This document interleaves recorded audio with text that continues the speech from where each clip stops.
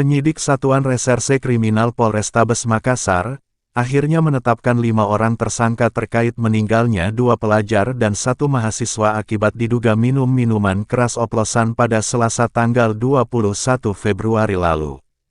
Berikut penjelasan Kasat Reskrim Polrestabes Makassar AKBP Ridwan Hutagaol.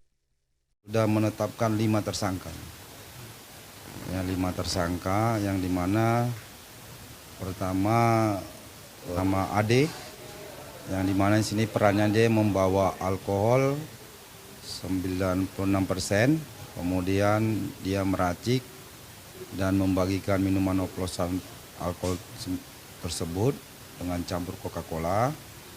Kemudian tersangka kedua yaitu atas nama MD, di mana dia ini saya ulangi tadi, AD tadi itu yang menyerahkan kepada atas nama MA. Kemudian juga dia memukul dan menendang almarhum AA, ya, Ahmad Alif, nama alias MD.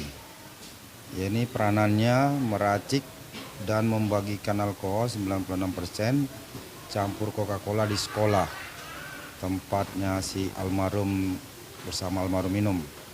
Kemudian tersangka ketiga yaitu MSA, di mana ini peranannya yaitu meracik dan membagikan minuman oplosan alkohol 96% yang campur Coca-Cola dan membawa minuman oplosan tersebut ke sekolah.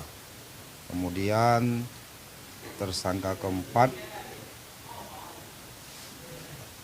MAF, ya, ini peranannya ya meracik, mencampur dan membagikan minuman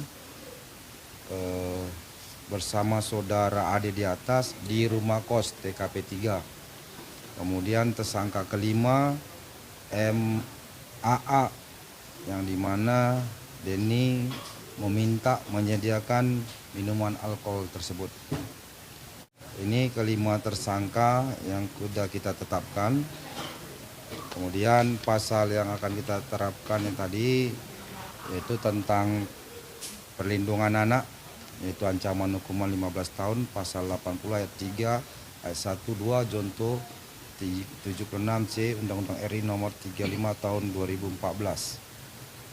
Kemudian pasal 204 KUHP pidana, menyerahkan atau membagikan barang yang diketahuinya membahayakan nyawa atau kesehatan orang padahal sifat berbahaya itu tidak diberitahu. Perbuatan ini mengakibatkan orang meninggal.